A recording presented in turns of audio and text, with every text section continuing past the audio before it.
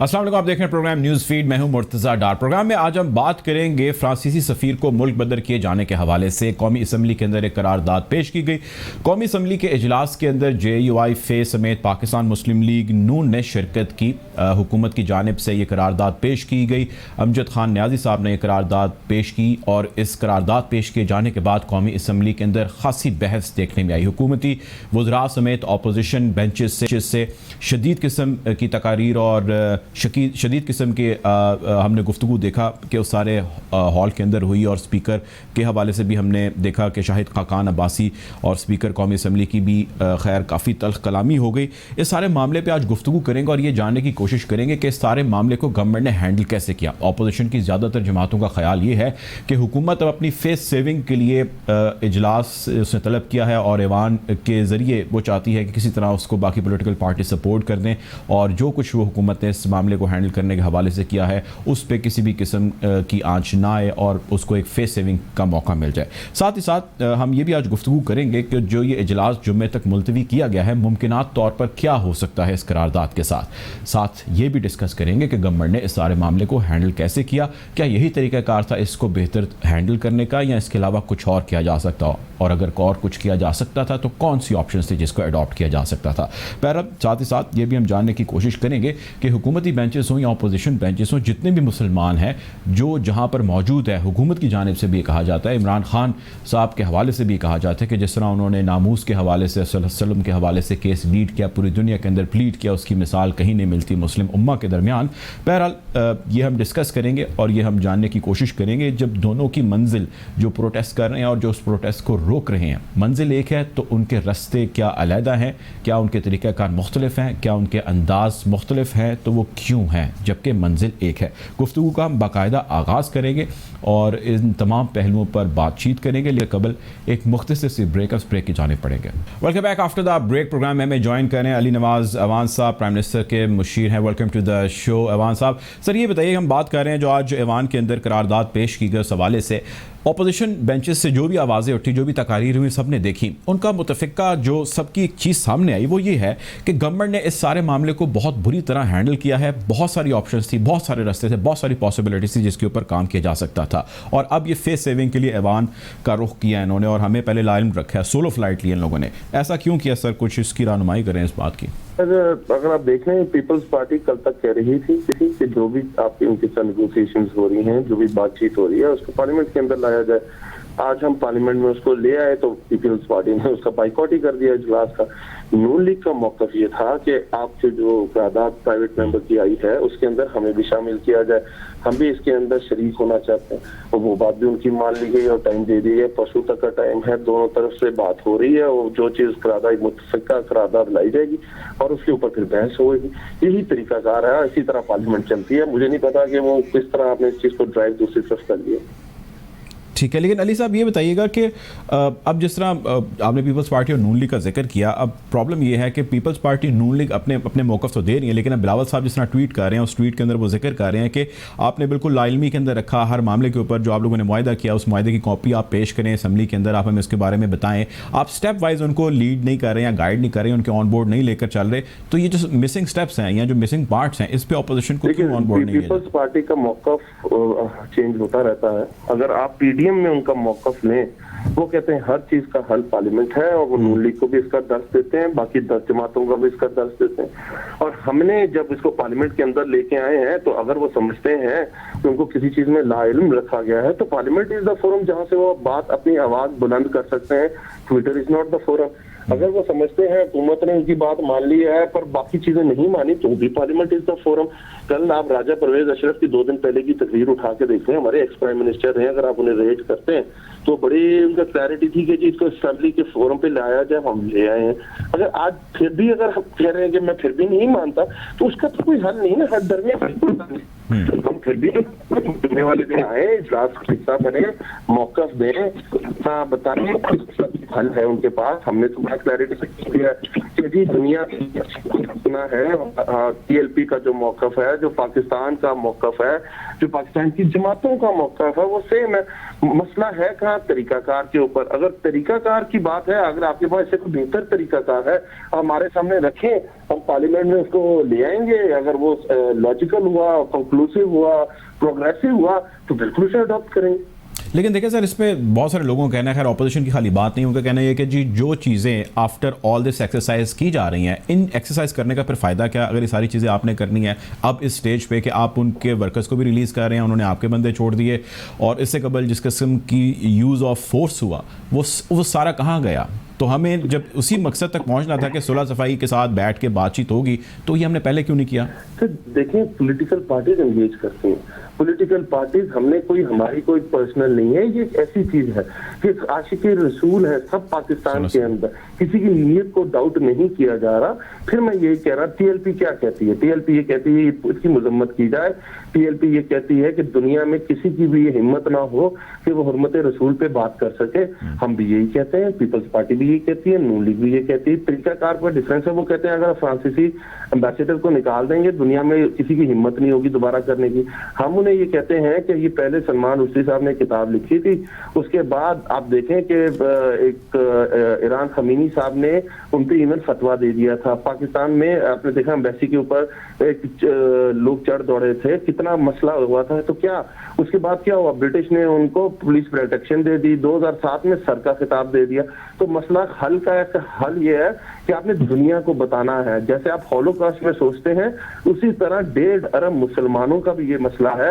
वो उनकी जिंदगी का मेन जो क्रक्स है, अगर जो जिंदगी का उनका जो ईमान है, ईमान का जो हिस्सा है, वो हुर्मत रसूल है। हम समझते हैं कि हमारा ईमान पूरा नहीं होता अगर हम अपने हुजूर सल्लल्लाहु अलैहि वसल्लम को, अपने वालिदैन, अपने बच्चों से ज्यादा प्यार बढ़ा ना पाए।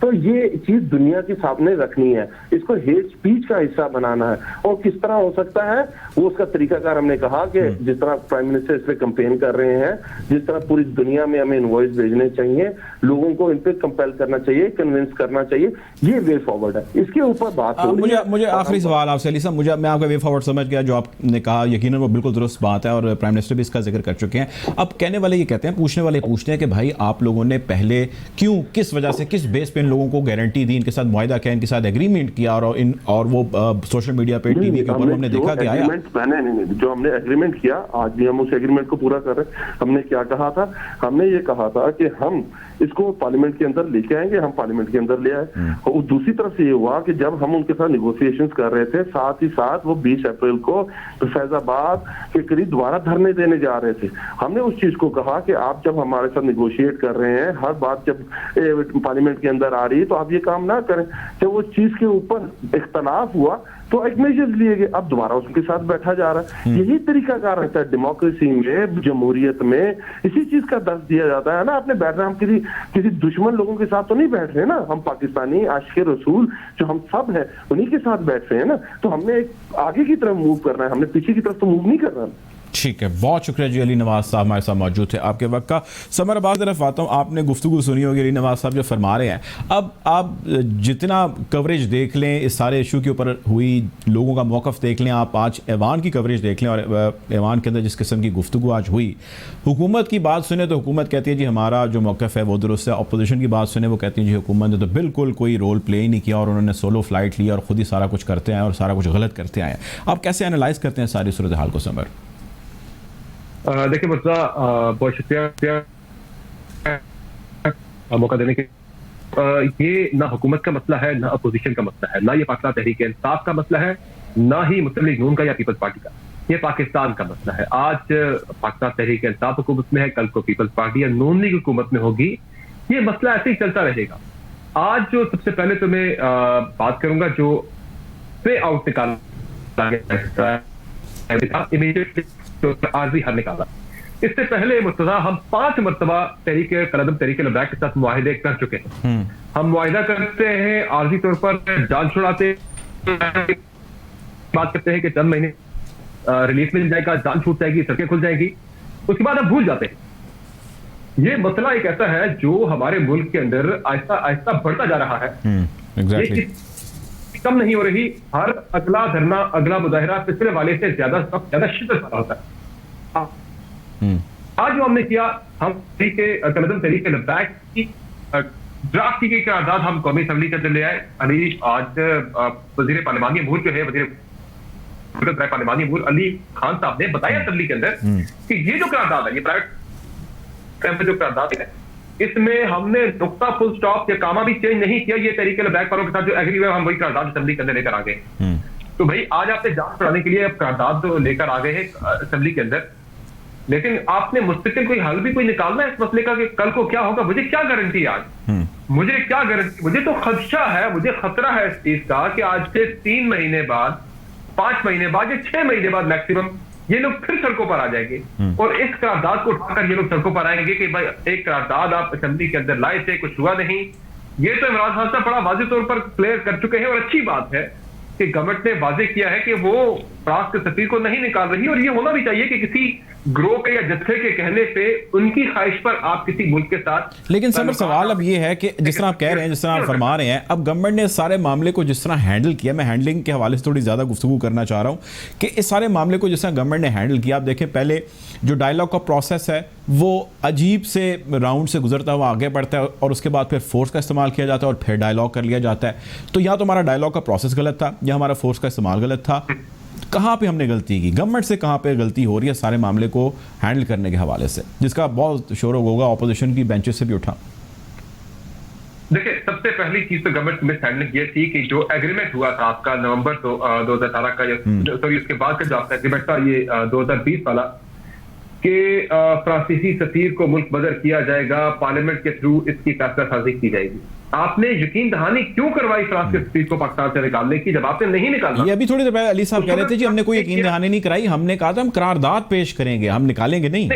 आज की नहीं, मैं पिछले मुआहदे की बात। अच्छा, पिछले की, ठीक। जिस मुआहदे के तहत आपने 20 अप्रैल तक फ्रांस के सफीर को पाकिस्तान से मुल्क बदर करना था, पार्लियामेंट में करारदाद ला के उस पार्लियामेंट के थ्रू फैसला साजी करके, वो नहीं हुआ ना। आपने वो एग्रीमेंट पहले रियासत को करना ही नहीं चाहिए था, इस तरह का एग्रीमेंट जो आप कर नहीं सकते। हमारे साथ मौजूद है समर जी, प्लीज आप कंटिन्यू करें। वो वायदा लेकर आ गए हैं दोबारा, अब ये उनके हाथ में करारदाद आ गई है, नेक्स्ट टाइम वो ये करारदाद लेके आ जाएंगे फिर वायदा एहतजाज करने के लिए, धरना देने के लिए। तो ये होता आ रहा है और ये फिर होगा। इसलिए हैंडलिंग में सबसे पहली गलती थी, मुआहदा नहीं करना चाहिए था। मुआहदा जब किया था तो पार्लियामेंट के अंदर करारदाद ले आते, क्या होता, पॉलिटिकल पार्टीज क्या देती कि नहीं करना, उसमें फिर ताखीर की गई। फिर अब जब ये सारा कुछ हो गया, उसमें इतनी बड़ी गवर्नमेंट ने गलती ये की कि आपने एक्सट्रीम मेजर पहले ले ली, एक्सट्रीम स्टेप आपने पहले लिया, टीएलपी को आपने कलअदम कर दिया, उसके बाद आज आके कलअदम तंजीम की, कलअदम जमात की करारदाद आप आके कौमी असेंबली के अंदर पेश कर रहे हैं। एक कलअदम तंजीम के कहने पे आप उनके जो बंदे हैं जिनके खिलाफ आपने एमपीओ के तहत जिन्हें गिरफ्तार किया है, उनको आप छोड़ने की बातें कर रहे हैं। आपके वजीर दाखिला ये कह रहे हैं कि 4th शेड्यूल में जिनके नाम है वो निकाले जाएंगे। अरे भाई, जब आपने एक तंजीम को कलअदम करार दे दिया है तो 4th शेड्यूल में नाम रखने जरूरी है। जब आपने 4th शेड्यूल से नाम निकाल दिए तो फिर तो उस तंजीम के कलअदम करार देने का अमलन कोई रहता ही नहीं, असर ही नहीं रहता। तो ये सारे, मेरा मेन इसमें नुकता यह है कि एक्सट्रीम स्टेप्स पहले नहीं लेने चाहिए थे। जो चीजें आपने बाद में की, आपने उलमाए कराम को एंगेज किया, उनके थ्रू आपने चीजों को काम डाउन करने की कोशिश की, ये चीजें आपको पहले करनी चाहिए। एक्सट्रीम स्टेप्स हमेशा एंड पे जाके लिए जाते हैं जब आप देखते हैं कि तमाम रास्ते बंद हो। अच्छा, अब ये पॉइंट आपका आगे समझ में आगे बढ़ता हूँ। मुझे ये बताएं कि अब जिस तरह आपने कहा कि आप एक्सट्रीम स्टेप्स ले रहे हैं, अब साद रिजवी साहब को जब इन्होंने पकड़ा तो क्या उस पकड़ते वक्त या उनको अरेस्ट करते वक्त इनको नहीं पता था कि इसके क्या रिजल्ट हो सकते हैं, क्या हो सकता है? जिस किस्म की तकलीफ से लोग गुजरे वो तो खैर एक तरफ, लेकिन इतनी मिस कैलकुलेशन कि आपको एक कदम लेने से पहले नहीं पता कि आगे इसका क्या रिएक्शन पॉसिबली हो सकता है। बिल्कुल बिल्कुल, ये मिस कैलकुलेशन थी। उन्हें पता होना चाहिए था कि रिएक्शन क्या इसका आ सकता है मुमकिन तौर पर, लेकिन उस वक्त उस चीज को नहीं देखा गया। ये गलती थी, बहुत बड़ी मिस कैलकुलेशन थी। हमारे जो सिविल इंटेलिजेंस एजेंसी से दीगर जो इदारे हैं मुतल्लिका, उन्हें देखना चाहिए था कि अगर हम गिरफ्तार करते हैं बंदे को, पूरे मुल्क के अंदर इसका क्या रिएक्शन आएगा। वो भी मिस हैंडलिंग थी। अगर आपने गिरफ्तार कर भी लिया तो अब हो ये रहा है कि वक्ती तौर पर तो फेस सेविंग दी है आपने, आप करारदाद ले आए हैं, इस करारदाद के आगे कुछ भी नहीं होना, मजीद पढ़ना नहीं है। ना नून लीग कहेगी कि फ्रांसिस सफीर को निकाला जाए, ना तहरीक इंसाफ कहेगी कि फ्रांस के सफीर को निकाला जाए। ये मामला बस इसी तरह से पीपल्स पार्टी ने अपने आप को साइड पे कर लिया, उन्होंने बायकॉट कर लिया, उन्होंने कहा जी हम इसका हिस्सा नहीं बन रहे। तो पीपल्स पार्टी तो ये एक ऐसा फैसला है मेरे ख्याल से पीपल्स पार्टी को दिलेरी का सामना करना चाहिए, दिलेरी का मुजाहरा करना चाहिए। ये शुतुरमुर्ग की तरह रेत में सर छुपा लेने से मसला हल नहीं होता। आप एक पाकिस्तान की बड़ी पार्टी है, स्टेक होल्डर है, आपको आगे आना चाहिए, आपकी राय देनी चाहिए कि आपको क्या करना है। इस वक्त होना ये चाहिए कि हम आर्जी सॉल्यूशंस की तरफ जाते हैं, फिर 3-4 महीने बाद ये मसला फिर सर उठाता है। अब तमाम पॉलिटिकल पार्टीज को अपने सियासी इख्तलाफात को बारे ताक रखते हुए मिल बैठना चाहिए और आइंदा के समरी क्यों नहीं बैठ पाते, मिलके क्यों नहीं बैठ पाते? बहुत सारे ऐसे इश्यूज हम देखते हैं कि पॉलिटिकल होते हैं, चले उसके अंदर ये पॉलिटिकल उनके गेन्स हैं, ऑब्जेक्टिव्स हैं, उन्होंने अचीव करना है, एक दूसरे के ऊपर बाजी ले जानी है, लेकिन बहुत सारे ऐसे समर इश्यूज होते हैं which are not political, they are very very sensitive and they are very important issues. आप मतलब इसको हम डायलेमा कह लें या क्या इसको हम मतलब देंगे कि ऐसे इश्यूज के ऊपर भी हम नहीं बैठ पाते, ना हमारी गवर्नमेंट बैठ पाती है, ना अपोजिशन जमातें बैठ पाती हैं, वो माजी के किस्से निकाल के बैठ जाती हैं, इन्होंने ये किया था, उन्होंने ये किया था, इन्होंने ये किया था। आप प्राइम मिनिस्टर का कौम से खिताब देख लें, वो नून लीग का जिक्र किए बगैर नहीं रुक सके। बिल्कुल आपने दुरुस्त बात की। मैंने गुफ्तगू का शुरुआत यहीं से की थी कि ये पीपल्स पार्टी का मसला नहीं है, ये नून लीग का मसला नहीं है, ये तहरीक इंसाफ का मसला नहीं है, ये पाकिस्तान का मसला है, ये पाकिस्तानियों का मसला है। इसको हल करने के लिए तमाम पॉलिटिकल पार्टीज को मिल बैठना चाहिए और एक जामे लायबल बताना चाहिए कि मुस्तकिल तौर पर इस मसले का हल क्या निकालना है कि 6 महीने बाद, साल बाद ये लोग दोबारा ना आए। इसके लिए गवर्नमेंट अकेले कोई फैसले नहीं कर सकती और इमरान खान साहब को सबसे पहले इसमें अहम किरदार अदा करना होगा कि उन्हें इस तरह के बयानात से गुरेज करना चाहिए। आज वजीर मज़हबी अमूर नूरुल्लाह कादरी साहब ने भी किस्सा छेड़ दिया नून लीग का कि आपने भी हलफ के अंदर तब्दीलियां की थी, फैसल उमर साहब ने बड़े अच्छे तरीके से कवर किया। तो फराख दिली का मुजाहरा करना है, यहाँ पे पहले दिल बड़ा करना है, अपोजिशन को ऑन बोर्ड लेना है, साथ लेना है, एक एपीसी बुला ले, तमाम पार्टीज को बुलाए, मिल बैठ के इस मसले का हल निकाले। गवर्नमेंट सख्त से सख्त फैसले कर सकती है अगर अपोजिशन उसकी पुश पर हो। ठीक है, गवर्नमेंट सख्त से सख्त फैसले कर सकती है अगर ऑपोजिशन उसकी पुश पर हो, उसके साथ हो। तमाम स्टेक होल्डर साथ लेकर बैठना होगा। वज़ीर आज़म पाकिस्तान की जिम्मेदारी सबसे ज़्यादा है क्योंकि वो मुल्क के वज़ीर आज़म हैं, हमारे लीडर हैं। हमारे साथ मौजूद है समर अब्बास साहब, ये उनका कहना था। प्रोग्राम में वक्त हुआ चाहता है एक ब्रेक का, ब्रेक की जाने पड़ेंगे।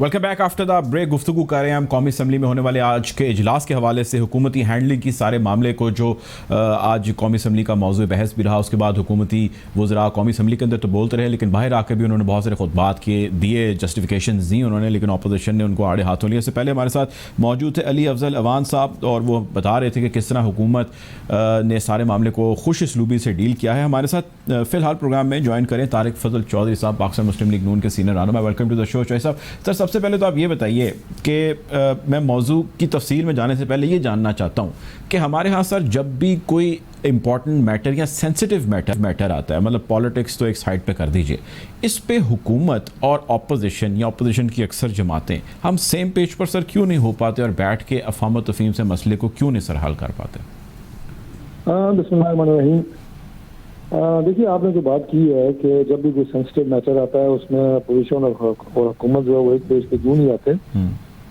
मैं समझता हूँ कि ये मामला जो है ये कतई तौर पे तहरीक लबैक पाकिस्तान का सारा मुजाहरा, उसके बाद जो भी हालात वाक़यात हुए हैं, ये कतई तौर पे कोई सियासी मामला नहीं है, ये बिल्कुल एक मजहबी मामला मैं ऐसा समझता हूँ। और जो नारा है नामूस रिसालत सल्लल्लाहु अलैहि वसल्लम और उसके तहफ़्फ़ुज़ का, इसके साथ हर मुसलमान के जज्बात जुड़े हुए हैं और हर मुसलमान इसके बारे में मैं समझता हूँ कि एक जैसे जज्बात रखता है। यकीनन लिहाजा इसमें अपोजिशन की और हुकूमत की आपस में तकसीम की कोई बात जो है वो बिल्कुल भी नहीं है। हुकूमत की जो अभी आपको नजर आया सारा तर्ज अमल कि किस तरह इस मामले को टैकल करना है, उस हवाले से चंद जरूर हैं और वो अपोजिशन के नहीं, वो हर पाकिस्तानी के जान में उठते हैं कि जब हुकूमत ने तहरीक लबैक पाकिस्तान के साथ एक मुआहदा किया कि 20 अप्रैल से पहले हम जो फ्रांसीसी सफीर हैं उन्हें वापस भेजने के हवाले से असम्बली में करारदाद लेके आएंगे। अब 20 अप्रैल से पहले जो वाक़यात होते हैं वो पूरी कौम जानती है कि जो तहरीक लबैक के सरबराह हैं उन्हें गिरफ्तार कर लिया जाता है और उसके बाद जो एहतजाज और जो लॉन्ग मार्च तहरीक लबैक की तरफ से किया जाता है उसके खिलाफ हुकूमत का आपको एक भरपूर ऑपरेशन नजर आता है और उसके नतीजे में 3 इंसानी जानों का ज़िया होता है, नुकसान होता है, जिसमें पुलिस के जवान भी हैं, तो ज़ाहिर है अपने फ़राइज़ की अंजाम दही के लिए वहाँ पे मौजूद थे, दूसरी तरफ तहरीक लब्बैक के कारकुनान हैं, वो भी सच्चे आशिक रसूल हैं, पाकिस्तानी हैं, मुसलमान हैं। उनकी अगर किसी जान का नुकसान हुआ है तो वो भी बहुत अफसोस की बात है, वो भी नहीं होना चाहिए था। तो उसके बाद आज हुकूमत जो है वो मुआहदा पार्लियामेंट में लेके आ रही है। तो अपोजिशन और हर पाकिस्तानी मैं समझता हूँ कि ये सवाल करने में हक बजानिब है कि अगर आपने 20 अप्रैल की तारीख दी हुई थी कि हम 20 अप्रैल को ये मुआहदा पार्लियामान के अंदर लेके आए हैं और आज आप ले आए हैं, तो फिर ये जो पूरी आपने पुरतशद्दुद वाक़यात हुकूमत की तरफ से हुए, जो ऑपरेशन किया गया जिसमें कीमती इंसानी जानों का नुकसान हुआ, जैसे पहले मैंने अर्ज की, उसका क्या जवाब है और कौम को क्या वो जवाब देंगे? इसमें एक बात की बिल्कुल वजाहत होनी चाहिए। कुछ हुकूमती लोगों को मैंने सुना है ये बात कहते हुए कि जनाब तहरीक लब्बैक के लोग तैयारी कर रहे थे कि किसी तरह का कोई मुजाहरा करें और उससे कोई नुकसान पहुंचने का अंदेशा था। तो मैं ये अर्ज कर देता हूँ कि रिकॉर्ड को बिल्कुल दुरुस्त होना चाहिए। अगर तहरीक लब्बैक का जो मुजाहरे हैं वो 7 रिजवी जो उनके सरबराह हैं उनकी गिरफ्तारी से पहले शुरू हुए हैं तो फिर हुकूमती मौक़िफ़ ठीक है, लेकिन अगर 7 रिजवी साहब की गिरफ्तारी पहले हुई है और मुजाहरे उसके बाद शुरू हुए हैं, इसका मतलब ये है कि वो 7 रिजवी साहब की गिरफ्तारी के रद्द अमल में हुए हैं, रिएक्शन में हुए हैं। फिर हुकूमत जवाब दे है कि जब अभी किसी तरह की कोई कॉल नहीं थी, कोई मुजाहरे नहीं थे, तो आपने 7 रिजवी साहब की गिरफ्तारी क्यों की, जबकि उन्होंने ये कहा था कि 20 अप्रैल तक हम इंतजार करेंगे और उसके बाद हम जो है वो मुजाहरा करेंगे, लॉन्ग मार्च करेंगे या धरना देंगे। तो ये चीजें जो हैं ये बिल्कुल हर पाकिस्तानी, मैं बार बार अर्ज कर रहा हूँ कि वो पूछ रहा है हुकूमत से कि आपने कबल अज़ वक्त इस तरह के फैसले किए जिससे मैं समझता हूँ कि हालात खराब हुए, उसके नतीजे में आपने तशद्दुद किया, उसके नतीजे में आपने ऑपरेशन किया, लेकिन चौधरी साहब कीमती इंसानी जाने गई। हमारे अपने प्रोग्राम में वज़ीर दाखिला साहब से बात हुई, उनका कहना यह था कि जी इनके साथ हमने कई घंटे बात की उससे, ये जो सारा वाक़या हुआ इससे पहले, और हमने कोशिश की कि किसी तरह किसी मसले का हल निकला है, बड़े लंबे डायलॉग्स किए, लेकिन किसी सूरत ये हमारी बात सुनने को तैयार ही नहीं, हमें किसी खाते में नहीं लेकर आते जो उनके अल्फाज थे। तो ये हुकूमती बयानिया है, हुकूमती मौक़िफ़ है कि जी हमने हर मुमकिन कोशिश की है, ये गलत बात है कि हमने कोशिश नहीं की? देखिए, जाहिर है जब हुकूमत कोई भी ऐसा काम करती है जो बैकफायर होता है, जो गलत होता है, जिसके नतीजे में जानी नुकसान होता है, जब पूरी कौम उनसे सवाल करती है, पूरी कौम मजम्मत करती है हुकूमती किसी भी इकदाम की, तो उसके नतीजे में फिर वज़रा वही बयान देते हैं जो आज आप बता रहे हैं कि वज़ीर दाखिला साहब ने ये बयान दिया है। हुकूमत के इक़दाम को कवर अप तो वज़रा नहीं करना होता है, चाहे वो गलत इक़दाम हो। अक्सर वो गलत माजी में आपको नजर आते हैं जो हुकूमत ने इक़दाम उठाए हैं। बात में दोबारा वो करूंगा कि आज आपने वही मुआहदा जो पहले आपने आज से 3 महीने या 4 महीने पहले आपने तहरीक लब्बैक से किया था कि हम फ्रांसीसी सफीर को निकालने के हवाले से करारदाद पार्लियामान में लेके आएंगे, आज आप ले भी आए हैं। तो फिर आज भी आपने मुज़ाकरात किए हैं, मुज़ाकरात के नतीजे में ही आप ये करारदाद लेके आए हैं। तो फिर इसके बीच में ये सारा कुछ जो हुकूमत ने किया है और जो रवैया अख्तियार किया है, जो ऑपरेशन किया है, तो बार बार मुझे कहना पड़ता है कि पाकिस्तानी मुसलमानों की, मुसलमान पहले फिर पाकिस्तानी, उनकी जाने इसमें उनका क्या हुआ है, कीमती इंसानी जाने क्यों है। आज आप मुआहदा करके बैठ के करारदाद ले आए हैं जो जिन लोगों के घरों से लाशें उठी हैं, चाहे वो मैंने कहा कि पुलिस के लोग हैं, चाहे वो तहरीक लब्बैक के कारकुनान हैं, उनके घरों में जो लोग मौजूद हैं, उनके जो वारसीन हैं, उनके जो बीवी बच्चे हैं, उनके दिलों पे आज क्या गुजर रही है, उन्हें तसल्ली देने वाला कौन है? ठीक है, करारदाद आप ले आए हैं तो पहले आपने वादा किया हुआ था। तो लिहाजा मैं समझता हूँ कि हुकूमत के अंदर वो होश के नाखून लेने वाला कोई ऐसा दिमाग मौजूद नहीं है जो इन्हें बताए कि पुरअमन तरीके के साथ मामलात कैसे चलाए जाते हैं। ये एक फैसला पहले करते हैं, सोचते बाद में, और फैसले के नतीजे में जब चीजें गलत होती हैं तो फिर उसकी तौजीहात देनी शुरू कर देते हैं। ठीक है, बहुत शुक्रिया जी, बहुत शुक्रिया। हमारे साथ तारिक फजल चौधरी साहब मौजूद थे, पाकिस्तान मुस्लिम लीग नून के सीनियर रहनुमा। प्रोग्राम में वक्त की कमी का हमें सामना, इंशाल्लाह आपसे कल ज़रूर मुलाकात होगी। अपना ख्याल रखिएगा, अल्लाह हाफ़िज़।